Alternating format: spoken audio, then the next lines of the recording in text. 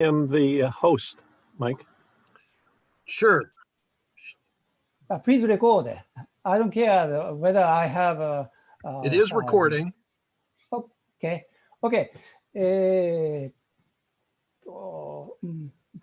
Let me introduce myself. I was a ham radio operator and built a receiver, transmitter, and so on. And like 30 years ago, I took the airplane and glider license. And after that, as usual, very common story, like 20 years of break, I resumed flying 7 years ago, 2015 or so. Since then, I have an engineering background, so I work for the Open Glider Network. Okay, let me share my screen. Okay. To this one. Okay, Kaz, I'm going to go ahead and make you host. I figured out how to do it. Okay. There you go. So you are going to share the. I'm trying to share my screen. All right. The view show slide. I believe this one. Can you see my slide? Nope.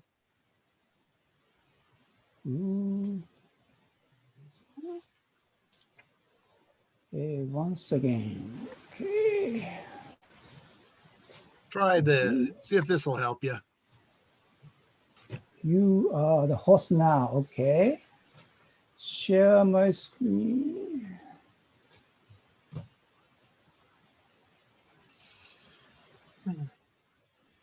Can you see my PPT file, PowerPoint? I'm trying to expand it and I can't see that. Okay. Nope, just have your video of you just now. Okay. How about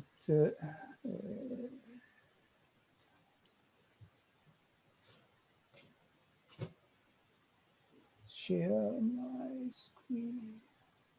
Exit or minimize video. And share my screen. Okay, this one. Yep. Share and it's there. It is. This? Okay. Got it. And view. Okay. Next one. What is OGN?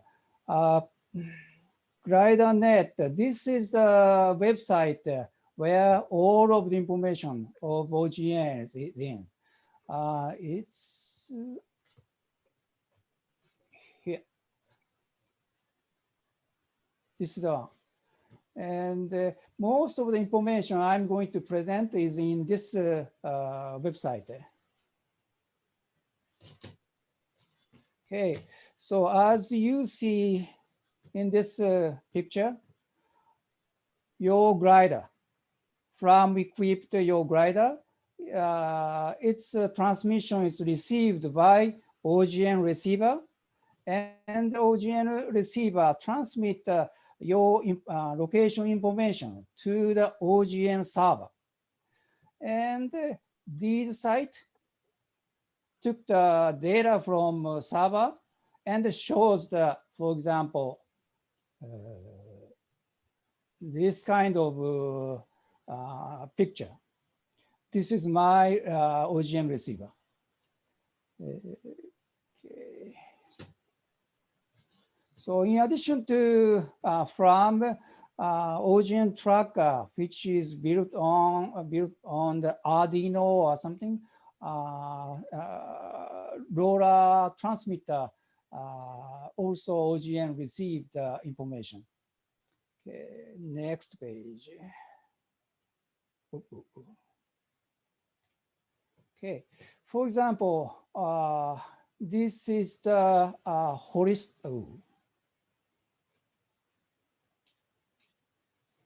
around the Hollister, and Gilroy OGN receiver detect glider and shows the track. Okay, this is another site which shows the glider and all of traffic, which these one transmit the ADS-B out signal. So both airplane, helicopter, glider, we can see where they are.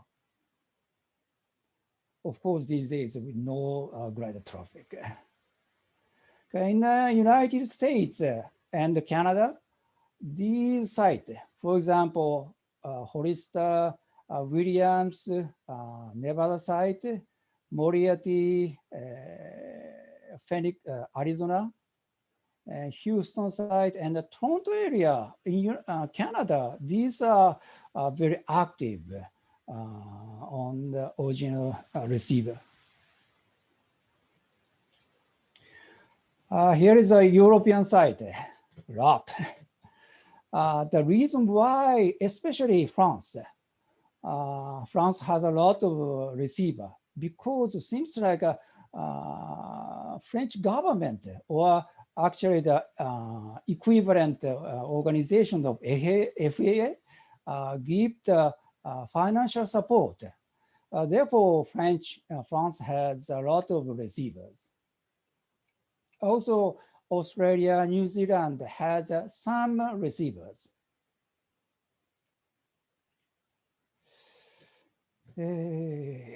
Those for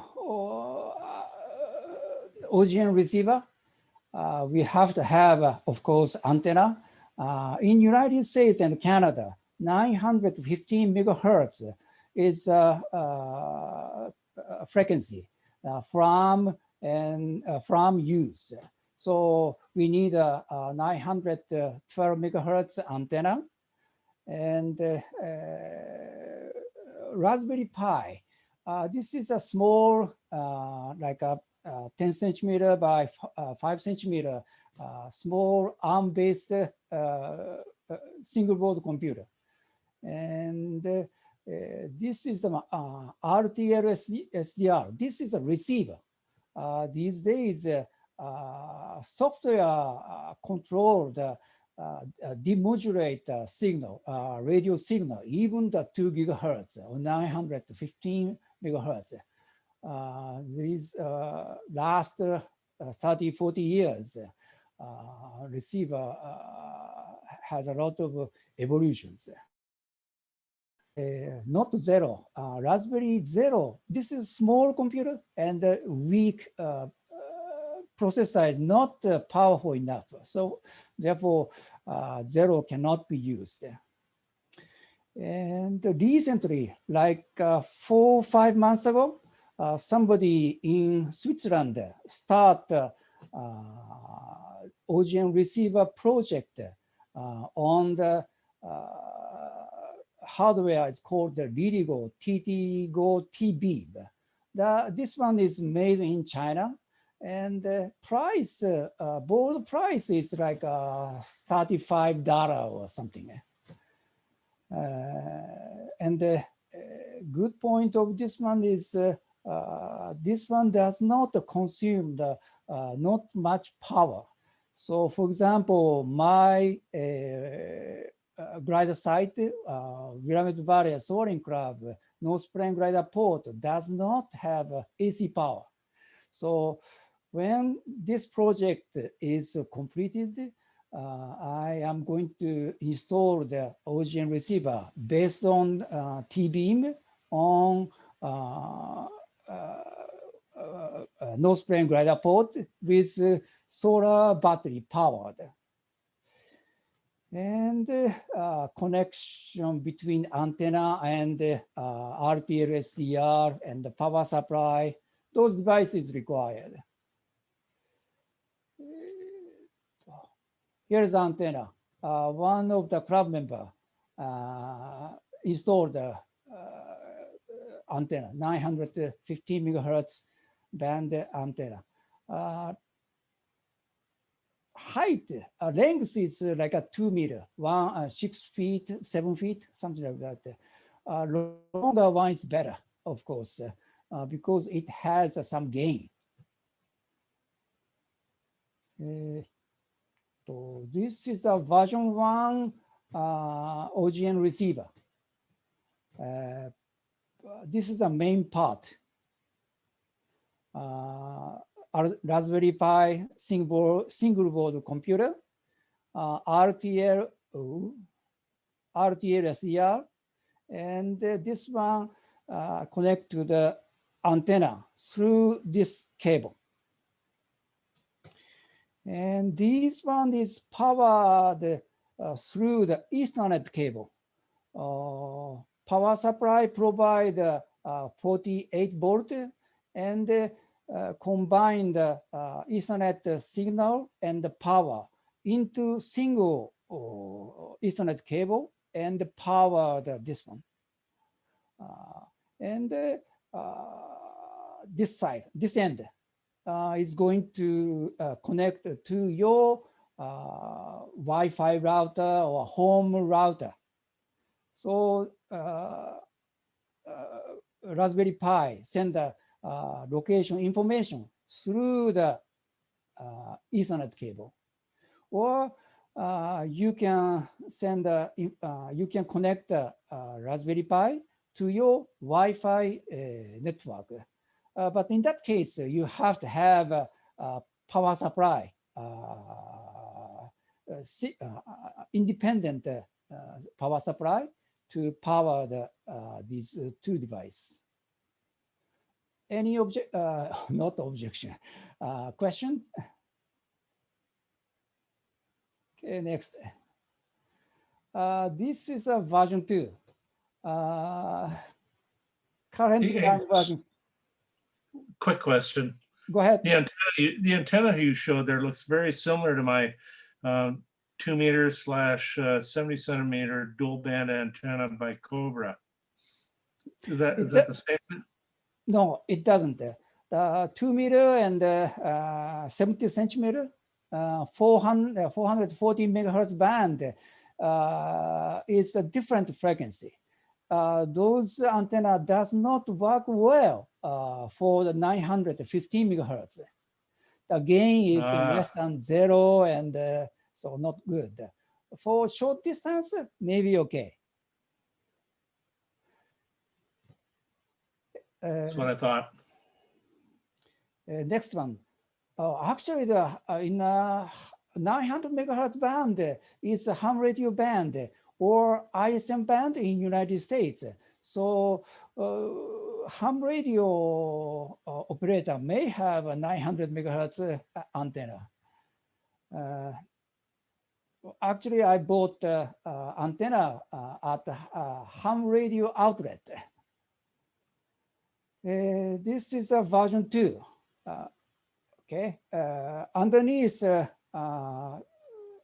Raspberry Pi single board computer and display upon. And I connect the two RTL SDR receiver. And this is a small 900 megahertz, 915 megahertz band antenna. And later on, I will tell you, one of them is for OGN receiver. Another one is for receiving the weather station weather information.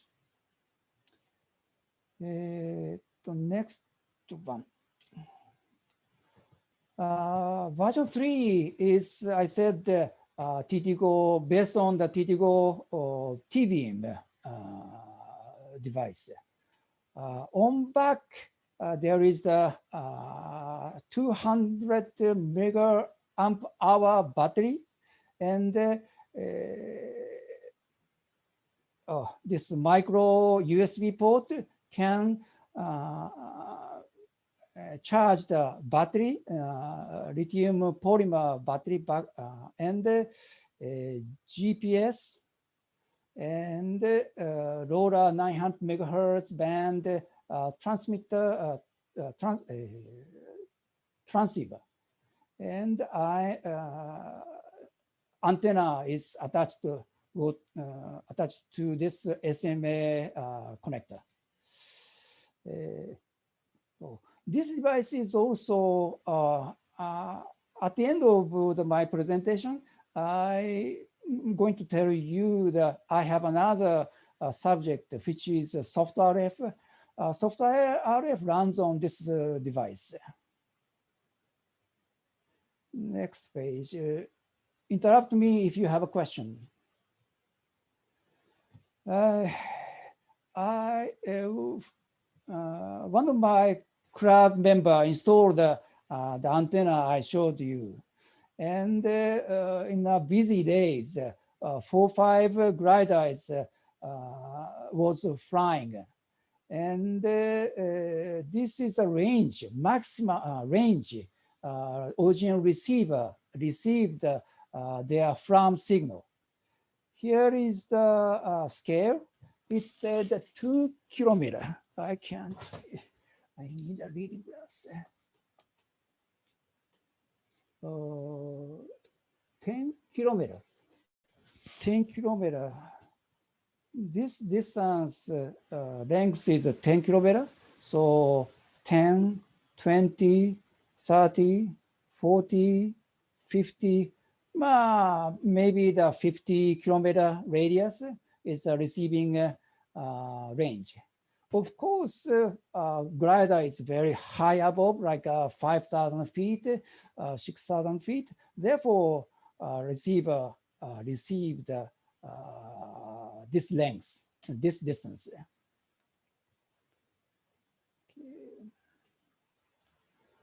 Oh, this when Hey, Kaz, yep. on that last slide, it looks like there's a circular area just to the southeast that's completely void of any signals. Is there some reason for that? Yeah, probably there is some two reasons. One is glider. I think here is the KHIO, Hillsborough Airport. That's one reason. And the second one, somewhere over here, there is some hill or mountains. So, and this area is a populated area. So the glider pilot avoid. So two reasons, glider pilot avoid or mountain. Okay, yeah, I got it. Yeah, they're just avoiding that airspace, so the gliders were outside of the Hillsborough class Delta. Mainly we fly this area. We don't want to go to this way or this way. Here, this is a Portland airport, and F-15 Eagle return to PDX through this way. Okay, next. So we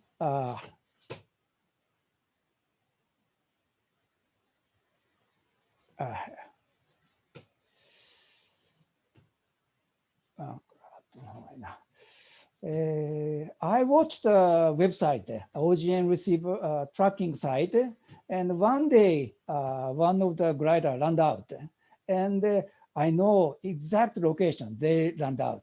That's one of the benefit. And another one is actually this one. So August 13th, these glider flying from North Plain glider port, and their takeoff time and the landing time is recorded. So this may be a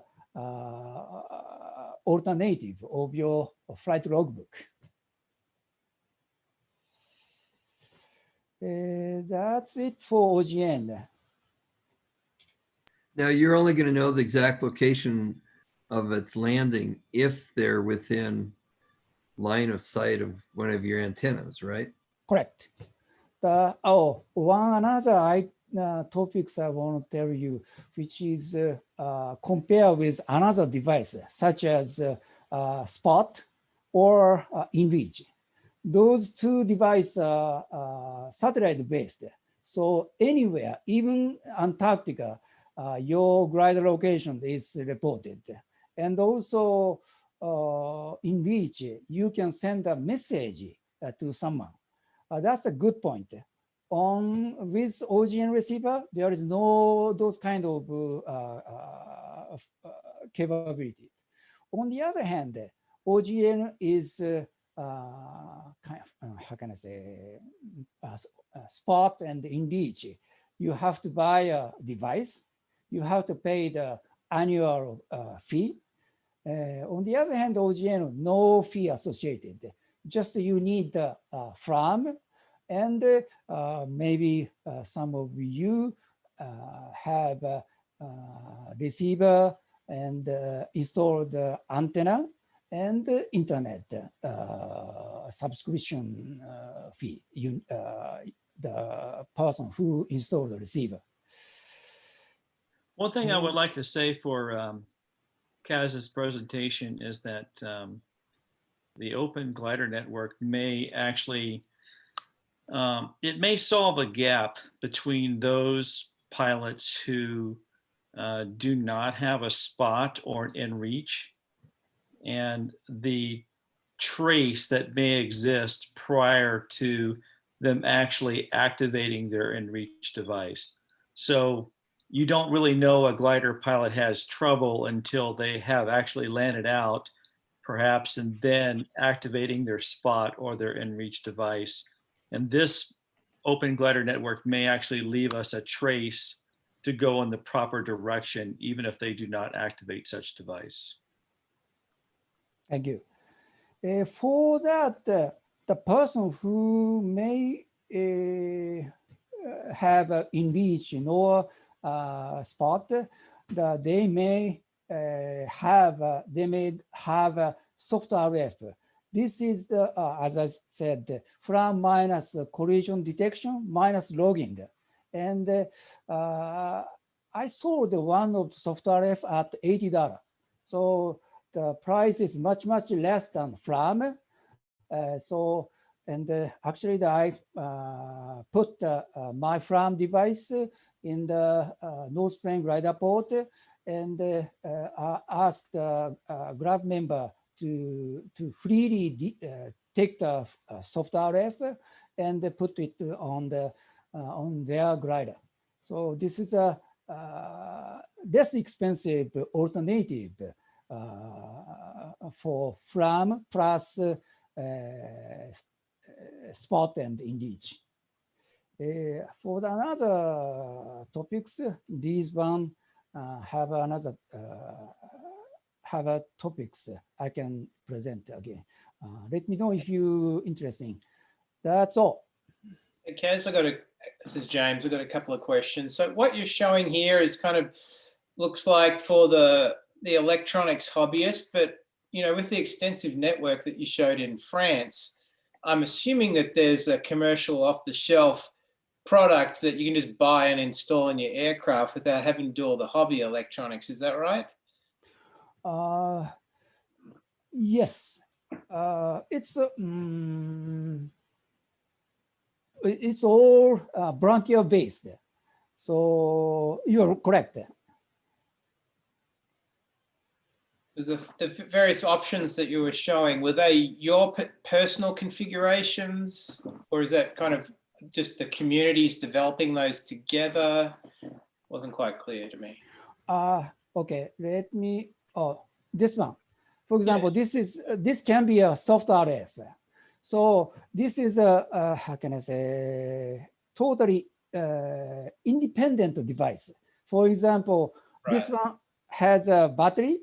So charge the battery and put all these devices, put in the glider and turn on. So this one can be can act as a similar to the FLARM. Yeah. So is the latency and the reliability, or that would be, I mean, if you're looking for real time, information being sent out so other people can see where you are real time, Obviously, you want good latency and reliable signals. So where would that stand? How would you characterize those two kind of parameters? It's for example, if you prefer the reliable device, you have to have a FLARM and spot and or in reach. This is your preference. The output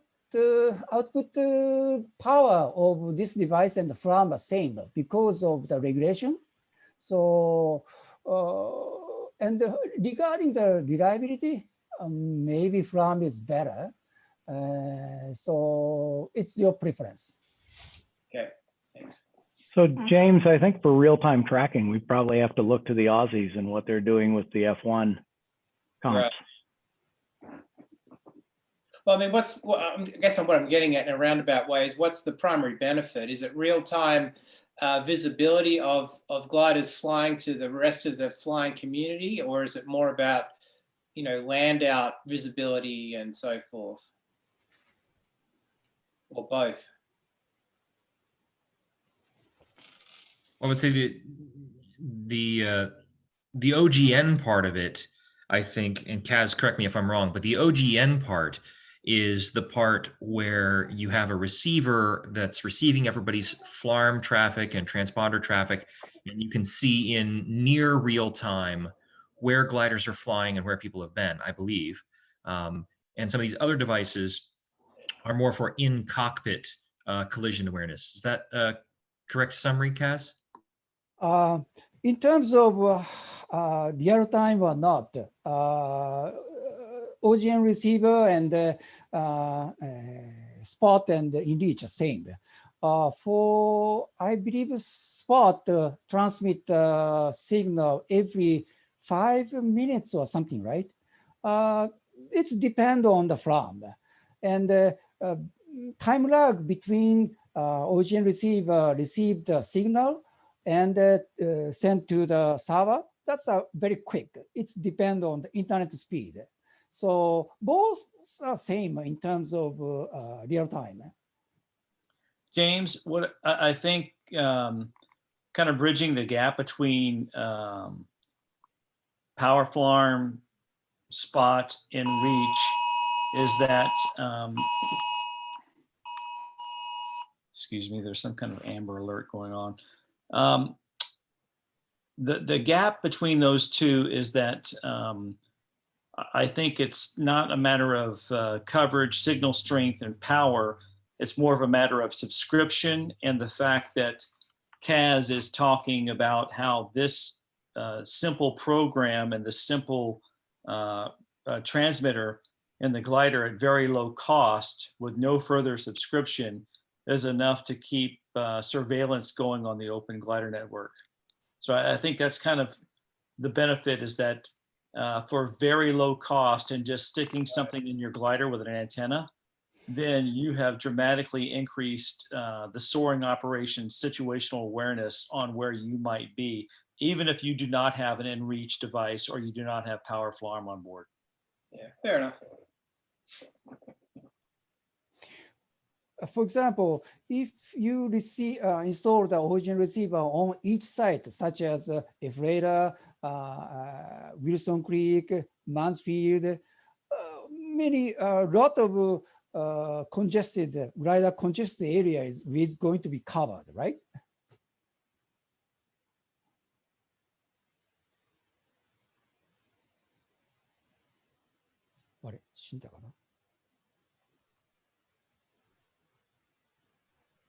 That's part of the issue, is that not only is the receiver exists, but you also have the infrastructure to support that receiver. You have to have either a wireless or some connection to a web-based portal, so you could get this out into the world.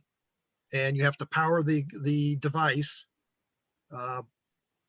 So you have to have access to those two bits of information, or bits of hardware to support an OGN site, a remote OGN site someplace. It's something the board has been looking at. We were looking at Wilson Creek, for example, because they have the state has a webcam there, and we basically try to piggyback on that. But other locations that would be good would be like Mansfield, or up on top of Beasley Hills, or north up by Twist, up in the mountains up by Twist. But again, that needs coordination with some infrastructure supplier or somebody that we would, whether it's a ham radio operation that's got a repeater up in the mountains, or some webcam, because that infrastructure is there. But you still need to coordinate that. You just don't plop one of these out in the desert and say, okay, here it is. You got to have the communication and power infrastructure in place. I'm done. Okay, so no further question. I'll stop sharing there. Thank you. Thank you very much, Kaz. You're Yeah, welcome. it was really good, guys. Thank you. All right. Anybody else have any questions or things they want to bring up? Let's see, going back to where's my schedule? There it is. All right. So thank you, Kaz. Want to appreciate it. If anybody else has a subject they want to bring up or talk about or anything, next month would be certainly welcome. The presentations like this are based on somebody stepping up and bringing something out. One question that got asked late last year was, can we add something where somebody answers some questions? And I got a request from, oh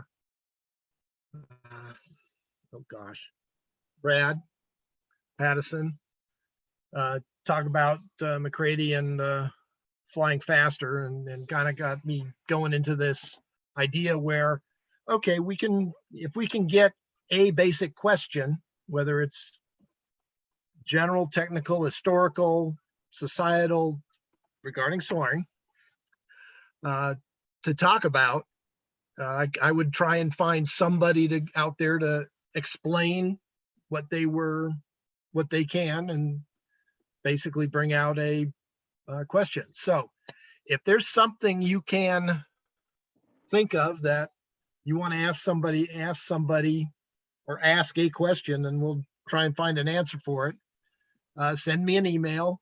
My email address is in the SGC website, and we'll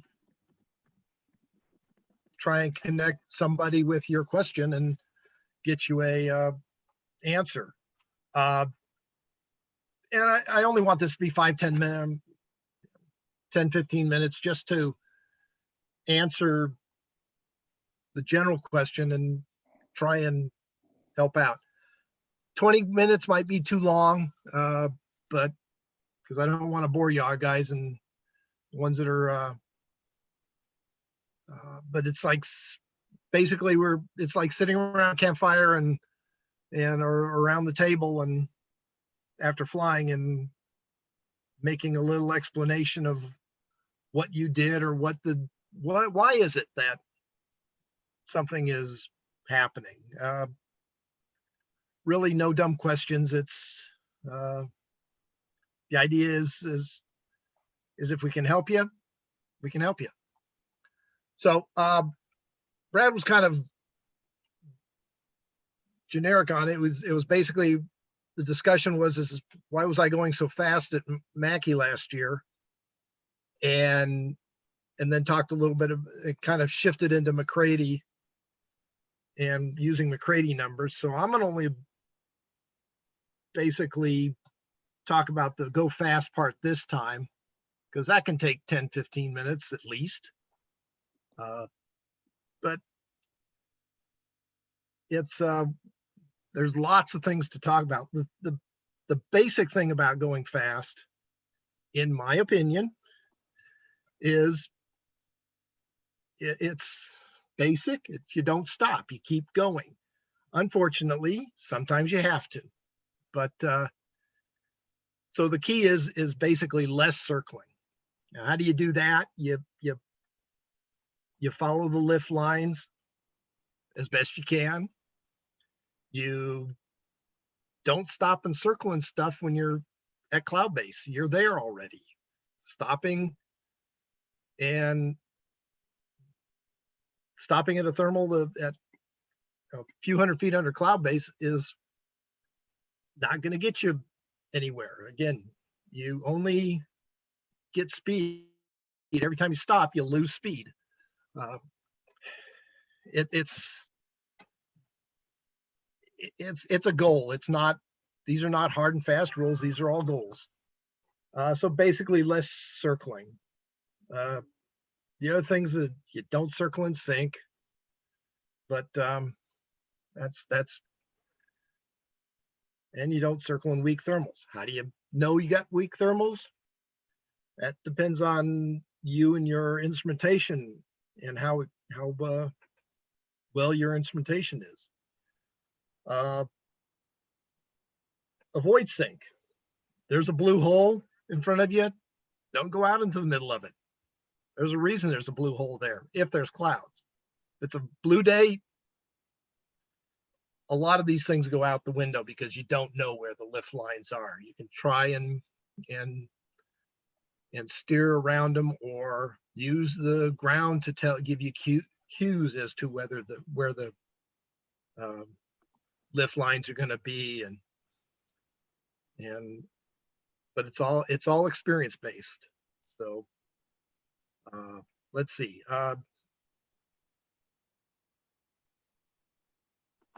Less circling. Just as a guideline, I would say when you're within a 1 or 2,000 feet of cloud base, don't stop and circle. Depending, now I'm basing this on an 8,000 foot cloud base, which is typical for a freighter most of the time. Sometimes it's 12, sometimes it's 6, but these numbers can vary. But you have to decide what your comfort zone is for each one. When you're within a few hundred feet, or 500 to 1,000 feet, or even more for more confident people, you don't stop. You go slow, but you don't stop. If it's a boomer, you've been working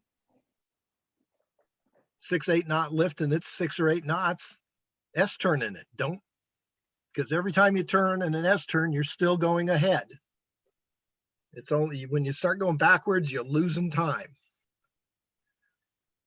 Now, I'm looking at this from contest flying, from racing a task, but the same thing applies to somebody who's trying to do their gold distance, diamond distance. You've got to, if you don't go forward, you're not getting closer to your destination, which is the end of that flight. But you work in bands. So the first 1 to 2,000 is you don't stop. You slow down, do it. If your next working band is say 2 to 4,000 feet, this is where you stop and good lift. And you may be S-turn in the weak stuff. If it's not great, again, S-turn. 3 to 5,000 feet, you got to start working pretty much everything. So you start working weak lift. You stop in the weak lift, you stop in the good lift, and 4 to 6,000 feet, you work anything. You should be already planning where you're going to land if nothing happens, and it happens to everybody. So you're always, and like I said, these lift bands depend on your confidence in the air, your experience with the thermals throughout the day, where you're comfortable, what are the winds doing, or is there band where there's strong wind that you don't want to get into. Sometimes the ground is super strong down low and it's not so strong up high. Sometimes it's the other way around. So just be aware. Let's see. How do you get to climb in a thermal fast better? You practice. Fly with traces, fly with some tracker where you can sit down at the end of the flight and look, really look at what your circle diameters are. Circle diameter, thermal diameters out here, stronger parts are in the 100-yard range, 200 to 400 feet diameter. If you're not circling that small, you're not going to climb at Ephrata. It gets better in some places, but I'm talking about small, typical thin thermals. You ought to be able to hold, and to start off with, I would say work set yourself up and work a 30-degree bank.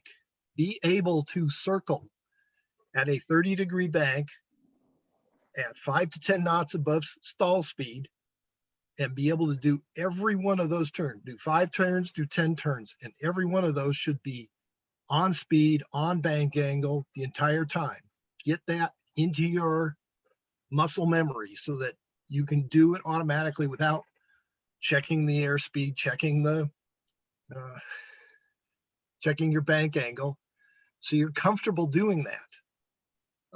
Optimum is 45 with a little bit more maybe, but typically optimum is going to be 45 degrees and just a few 3 to 5 knots above stall speed.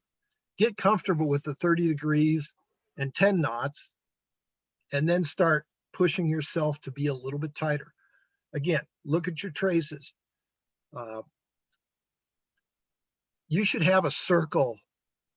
You should be able to do a circle in 18 to 20 seconds unless you're a super light glider. Now I'm talking like K6 or the Stand LaBelle or PW5 or the Russia. Anything else, a 18 to 20 second turn is what you should be pushing for. It's really easy to get out into a 30 second circle, which means you're going a lot farther in a circle because that circumference or that diameter is based on how long it takes to get you around the circle times your speed. So the smaller the circle, the shorter the time, the more you're in the stronger stuff. So work on that. If you're new to it, and I don't know if everybody, most of the people here are not, but if you're new to it, you want to be able to do a nice turn. I flew with a couple people many years ago on a mentoring flight, and we were doing mile circles, and they were nervous about going any tighter. We were 10, 15 degree bank, and it was, had to push to get them to keep bringing it in tighter. Excuse me. And once you get comfortable with a speed, can you go any slower? Can you go any tighter? But get comfortable again. Know what your limits are, but try and keep doing this. Do this in smooth air over the airfield when you're coming back. Don't come back to the airfield with at 80, 90 knots, but get back to the airfield 2,000 or 3,000 feet above and just start doing circles. And again, you want every circle the same speed, the same bank angle, and work on getting that. And it should be 5 to 10 turns, not just a couple turns. You want a lot of turns where you're stable and you're comfortable and you're working to get your confidence up to do this in rougher air, because in rougher air, you're going to have to be dealing with little gusts that are going to be adding and taking away speed, that are going to change your bank angle, change your pitch angle. And so all you want to do is just adjust for those when you get comfortable, or get into those situations without being too uncomfortable just because you're trying to hold a 30-degree bank or a 45-degree bank or whatever. Anyway, I think that's the general idea was basically you just don't stop and turn all the time. And I remember back in my early days, it was, oh, I've got 5 knots here. I'm only 500 feet below the cloud, but I'll stop here and take a climb. You'll lose 30 seconds getting into the climb and figuring out where it really is. And then by the time you figure it out, all of a sudden you're at the cloud base. You've lost a little bit of time.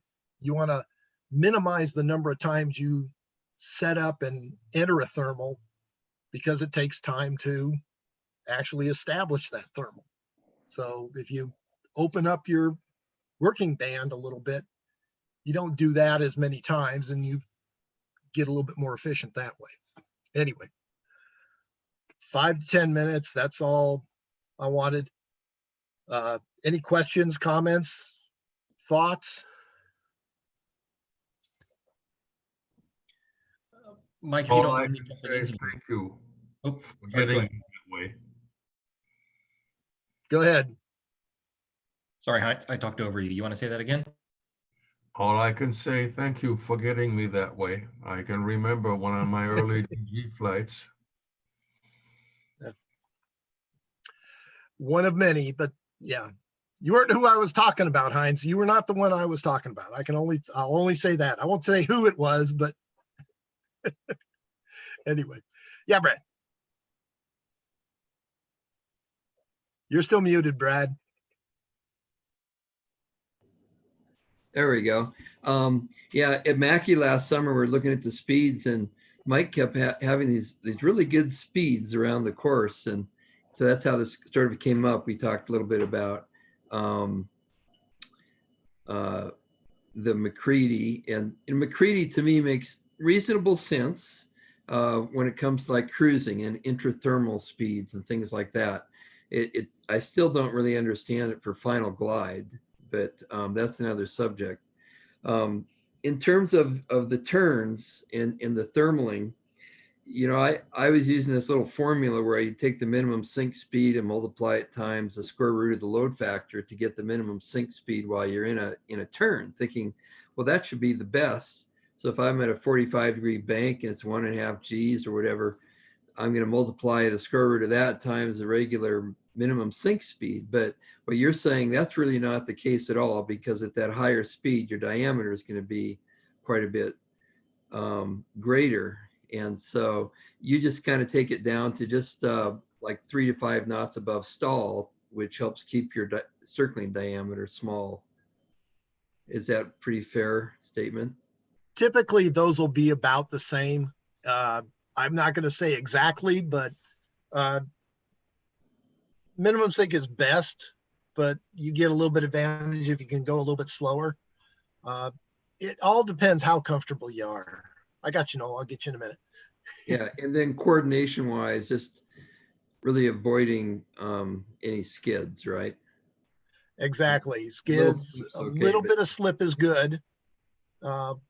Generally, I have my yaw string is about a 20, 25, 15 to 25 degree slip. That just seems to work good in mine, but it depends, I believe, partly on the wingspan of the glider and how far the yaw string is away from the center of the center of axis of the glider. Hey, Brad, I just want to toss out one thing and not to detract from Mike's discussion, because I'm really glad this is kind of a sitting around the campfire at the end of the day talking about these traces. One thing I will throw out, because you did mention this on your turn radius and your bank angle, is that there's an article in Soaring magazine from January of 2019. It's on page 38. And when I'm giving mentor rides in the DG1000, there's a couple of numbers I have to kind of bring up. And two of them deal with the bank angle and the speed that you're going to fly for the maximum climb rate in a particular thermal. And one of them is based on the standard British thermal, which is about a 430-foot radius turn. And then another one is for a tighter thermal. And these are only specific to the DG1000, but for the DG1000, if you have a standard British thermal, it's 37 degrees of bank at 60 knots. When that is looked at the, and that's at, at larger gross weights. But if you look at those numbers based on the minimum sink and the bank angle, for the DG1000 that I teach in, that's 37 degrees of bank at 60 knots. If it's a tighter thermal, your actual maximum climb rate is somewhere near 44 degrees of bank at 64 knots, which is what a tighter bank angle that Mike was talking about. And some of those speeds seem a little high for me, but the general gist is that you have to have a number that is matched up for your glider based on your bank angle and either a standard British thermal or a tighter thermal that Mike was talking about. So the numbers vary quite a bit, but having flown in the back seat with Carl Streetick and a field of 60 competitors in the seniors contest down in Florida, whenever there was someone that was kind of lollygagging around in a thermal, didn't really know what they were doing, like, he was like, whatever. Whenever he saw someone that had was banked up at 45 degrees of bank and just really whipping it around, he's like, that guy knows what he's doing. We're going right to where he's at. Go ahead, Noel. Thanks. Yeah. Let me try to tack a couple things on here. Also, in the chat, I just posted a couple of links. You might have to scroll back a little bit. The website chessintheair.com is a pretty good writer, good glider pilot. I flew with him a little bit at Nephi this summer. He actually broke down where he lost speed to another person during a mock contest task we ran this summer at Nephi. And he goes through and he like, was it because of climb rate? Was it because of this? Was it because of that? And he goes through it mathematically, all of it. And it reiterates that what Mike was saying about finding and using only the best lift and then trying to stay in lift and find energy lines is really, really supremely important. Even if that means deviating some off course to stay under the edges of cloud or avoid big blue holes. The whole subject of energy lines is way too long to talk about right now, and I don't want to take us on that long tangent. But the other thing that's been going on is I've been helping out the Willamette Valley group with their Condor soaring simulation that they do every week. And I've hosted a few Zoom calls talking them through some cross-country soaring stuff.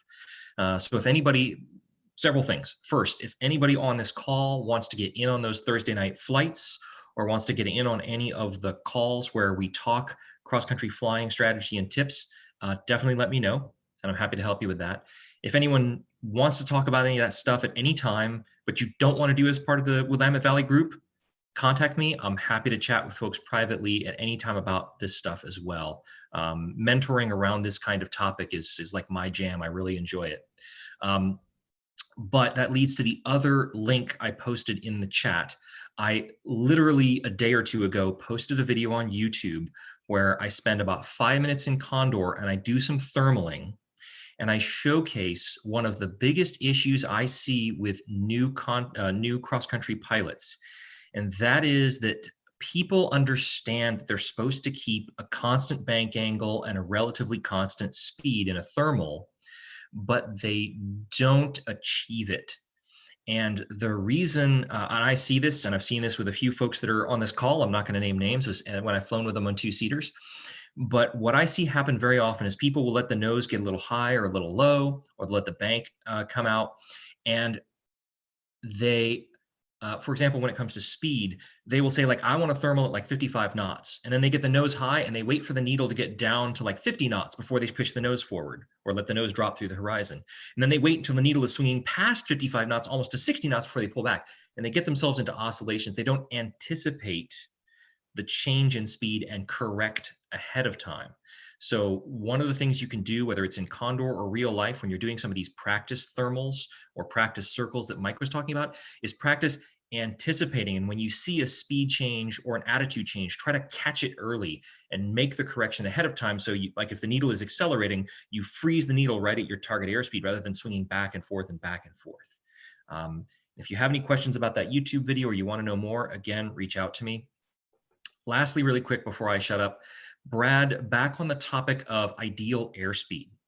I'm not going to use too many numbers, but those of you that have seen a glider polar, if you imagine one, you know, it's relatively flat around by min sink speed, and you're a little bit higher on sink rate back by the stall, and then it flattens out, and then it starts to fall off at high speed.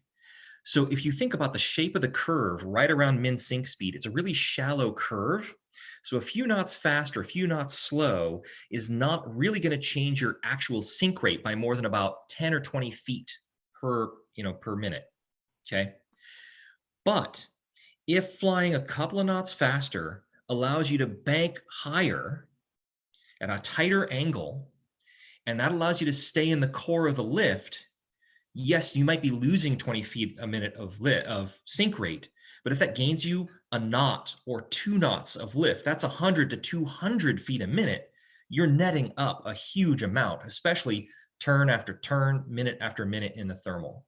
So when it comes to the ideal speed, whether it's slower or faster to fly, honestly, it's the tight spank angle, 45, 50 degrees in some cases that you can achieve and maintain consistently, and the slowest speed that doesn't put you in danger of an actual stall to minimize your circling radius so that you stay in the core.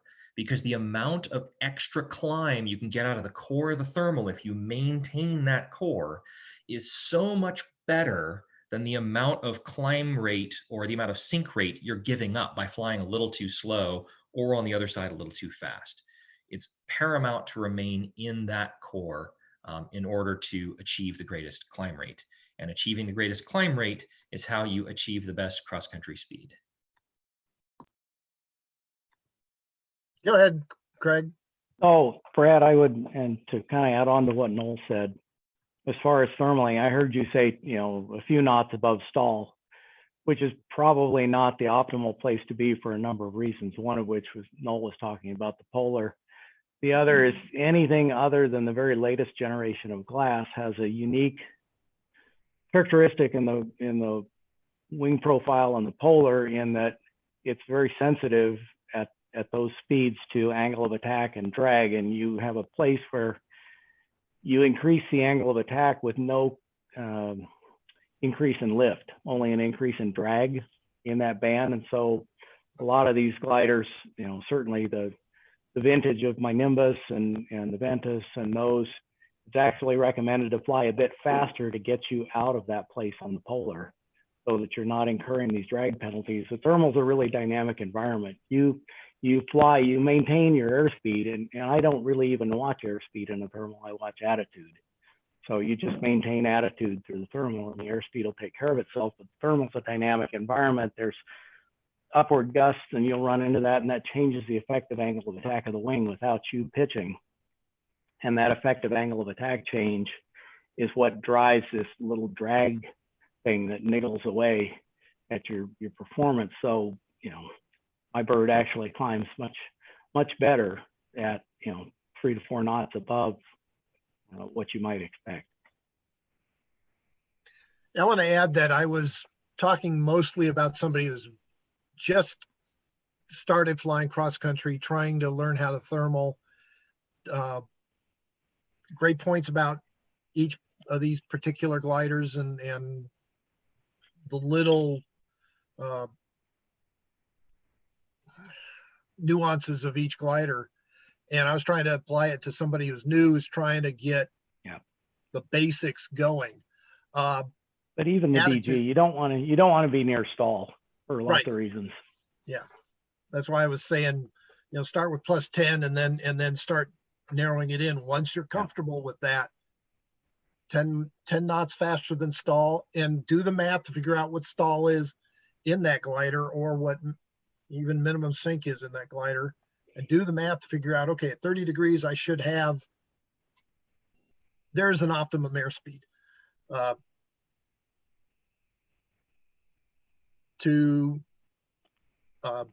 Craig was talking about pitch changes. Pick a spot on the canopy where the horizon is, whether it's the top of a mountain range or the prairie line or something out there. The horizon is out there in front of you, and put your nose on that and try and adjust. That way, you're going to pick up a change in your pitch attitude way quicker than your airspeed indicator will. And that'll take out that lag. It's not always going to work, but you should, if you can keep that pitch angle and the bank angle steady, you're going to have circular circles that are small. And then once you're comfortable with that, then you can start changing one of those parameters and seeing what happens. Change the bank angle a little bit, get comfortable with that, lower the speed a little bit, get comfortable with that, and keep working yourself down to where you need to be. And the experience will come back and help you, tell you when you're at something. But too many times, and I remember a contest in Texas where first thermal out of the gate was 10, 15 miles away, and here's 40 gliders in a column that it goes from cloud base to 4,000 feet below cloud base, and they're all doing 20-degree banks because the person in front of them is doing it. I bump through the thermal, and then 2 miles past is a thermal that's going up faster. And there's 2 or 3 of us, and we're doing the right thing, circling, and end up leaving that thermal before anybody else got near that thermal. So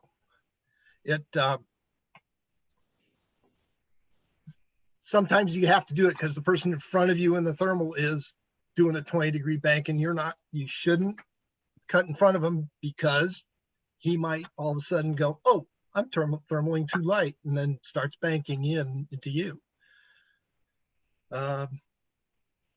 So your choices are you follow them or you leave and go on to the next thermal. All depends. All right, any other questions? Yeah, in the LSA, I find 40 degrees bank and 60 knots is kind of my starting point for most thermals, and it's 20 seconds to make a 360 with that combination. What bank angle? 40. Yeah. 40 and 60 knots is 20 seconds. Unless I'm up at high altitude, because then the true airspeed's higher and right, a little longer. Right. Yeah,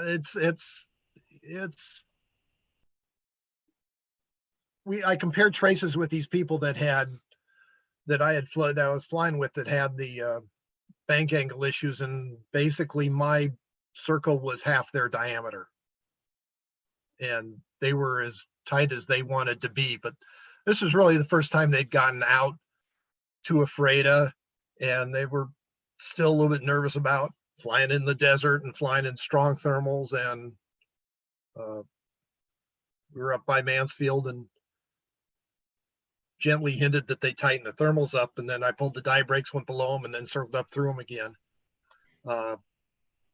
It's a learning thing, and it's something everybody has to get through, but you have to be comfortable circling and slowing down and being comfortable in that bank before you throw in the turbulence issue of flying a good thermal. All right. Any other questions or comments? In this latest issue of Soaring magazine, there's a podcast series called Soaring the Sky. Has anybody done that?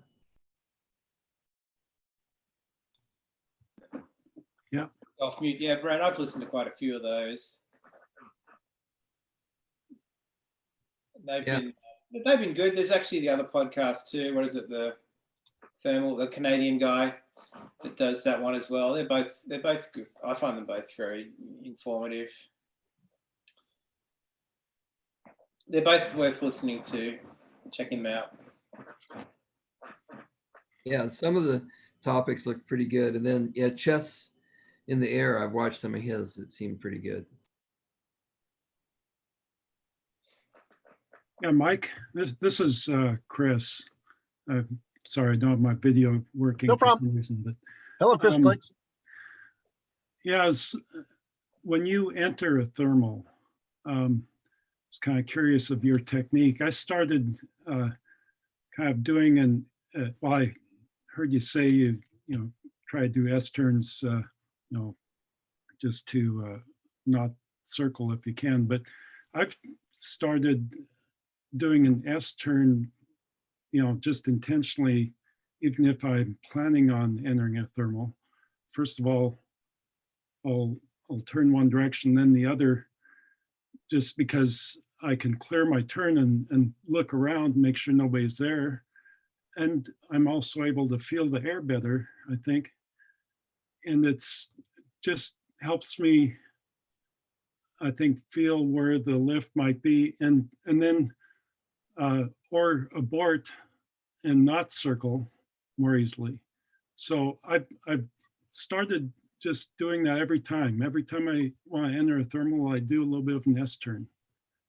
What do you think about that? If it works for you, great. That's really what all this is about, is what works for you. I may or may not do that just by instinct, or by going this way, it doesn't feel so good, and then start turning the other way.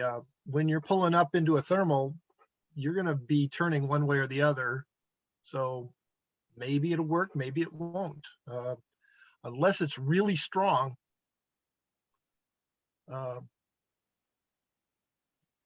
you'll turn the other way, either to go out of the thermal, or you'll run into something that's better. And it's dynamic. There is no one right way to do this, but Right. Well, it's just another technique, I think, to think about. I'm experimenting a little bit, but I think it seems to work good. It gives you a chance to abort more easily and keep going straight, I think. Right. Yeah, the other thing that Henry tried to impress upon me, because Henry's done quite a bit of this stuff, is he said always fly and trim. He said when you're thermaling, it should be super light touch. Otherwise, you can't feel what the glider's doing. I guess that just makes common sense. But when you're cranked over and you're turning, it's awfully easy to forget about the trim and have the death grip on the stick and not letting the glider tell you anything. And boy, I found that was really good advice to me, especially in the lighter thermals where you're just trying to milk it every little bit out of it you can. But Yeah, no, that's an excellent point, Brad, and it's excellent advice for thermaling especially, but also even in cruise to make sure you're appropriately trimmed so that you can feel if you hit a little bump or you start getting some wind from like a ridge that you're flying along and you can tell there's a little bit of mild ridge lift or something like that. Always retrimming for your current situation is really good for developing that feel for the glider and the air around you. and then if you're going along and one wing lifts up a little bit, you'll catch it, where if you're not trimmed, you won't catch it and you won't turn in the right direction sometimes. No, another maybe suggestion is I recently purchased the G. Dale's third volume and been reading that. It's really good. It's got a lot of suggestions that are similar to what we've been talking to tonight. Yeah, that just came out, didn't it, Chris? Yeah, I think it's one of the best books he's done. It's really good. I've got volume 1 and 2, which I've read a couple of times, and it's just an incredible amount of information on technique. And I haven't seen volume 3 because he's been working on it for about 5 years, I think. He's working on volume 4 right now. Oh, really? But one thing I do like about the GDAL books is because they're only each basically little sections, a page or two, which is great to digest like a single lesson.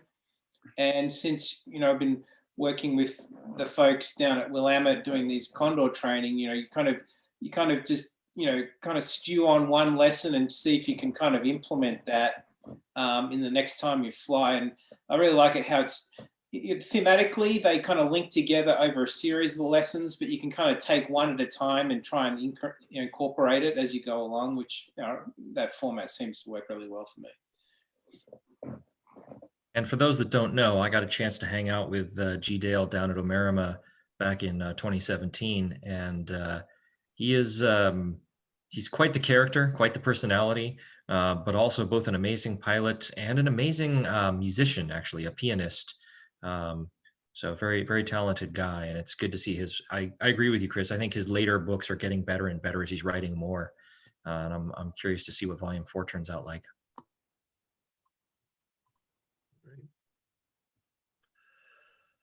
All right, well, so if you run across a question that somebody can answer, that somebody either you want to get an answer for, or you think would be a good question to try and get answered, again, send me a little note of what the question is, and we'll try and find somebody to spearhead answering that. And then this turns into a little forum like we have here. If you guys want to keep that going, we need inputs. So I'm just thinking about that, Mike. Just with this, you know, this Condor training we've been doing with, you know, Mike Bamberg and the folks down in Oregon, and Noel and so forth. That would actually be probably a pretty good topic, Noel, to talk about proving grounds, kind of implementation that Mike and the folks are kind of kicking off there. It's actually on the Evergreen board agenda. One of our new board members has brought it up to see if we want to implement a proving grounds type kind of early cross-country training at Evergreen. And if perhaps Mike or something wanted to give an overview of that, you know, I'd invite those, you know, I'll let the board know as well to give, you know, for info share. That might be a good topic. Yeah, and just to put another note on that, I've actually been working a little bit the last couple of days with Ed Walker on that. Looking at getting a condor scenery made. There's a Cascade Range condor scenery that covers all of like Washington and Oregon and part of California, and it's gigantic, but that also makes it a little unwieldy and a little bit less detailed in some areas. So we're working on putting together one that is basically Washington State from about Bellingham and Skagit Bayview over to just past Wilson Creek and down just past Yakima, with the idea that it would be perfect for detailed airport representations of both Arlington, perhaps Bergseth, and Ephrata for things like proving ground tasks and for folks to get familiar with the Cascade Mountain flying and the local areas around these key airports. So it's good stuff, and I hope Evergreen and Ed make forward progress on that. I'm happy to help with that however I can. Sounds good. One last thing I'd like to throw out for This is great. one last thing I'd like to throw out for Brad bringing up this topic and Mike addressing it. I've had a lot of lengthy phone calls with members of the SGC and the other soaring clubs over the past month or so, and one of them was with Henry Rebick. And one of the neat things that he brought up, and it just kind of keyed into my mind because we're all talking about things that are near and dear to our hearts of flying faster across country and things like that. And obviously we want to get more people into soaring. And the thing that Henry brought up with all of his experience in the United Kingdom was that if you have someone that can go on some basic soaring flights, they get a feel of it, and maybe they're a power transition person, maybe they've flown a glider a time or two, etc. But Henry said if you can get one person and get them up thermaling, and they go on an hour or two cross-country flight, much like we do at Afreda for the mentor flights. He said that's where you latch the hook. And once you get that hook latched on with this cross-country experience, you can really gain some membership. So thanks so much for bringing this up and keeping these topics going, Mike. This is fantastic. All right, thank you. All right, anything else? Well, we drug it out to almost an hour and a half, guys. Appreciate it. All right, again, send ideas for more content. Like I said, February's meeting is going to be primarily financial information, but we still want to have something to follow that. Hopefully our financials won't take that long to go over because nothing much has changed since last year. But we're in the process of finishing up the treasurers are in the process of finishing up the annual reports and getting ready to have excuse me, audit the books, make sure everything's up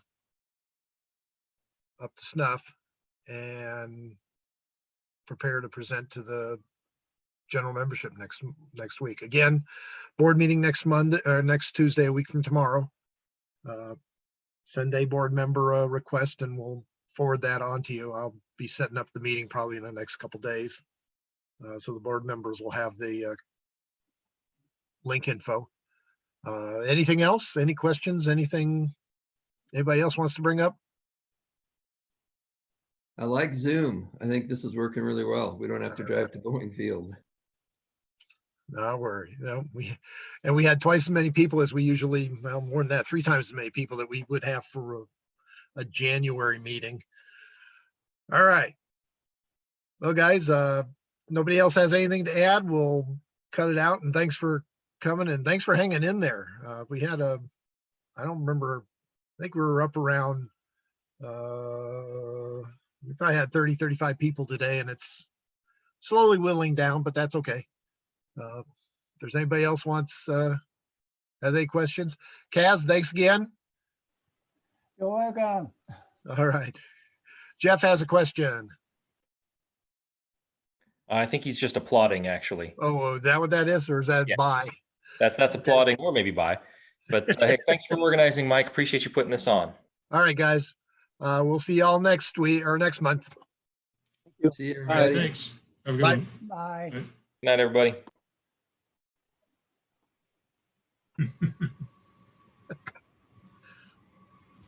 Hmm.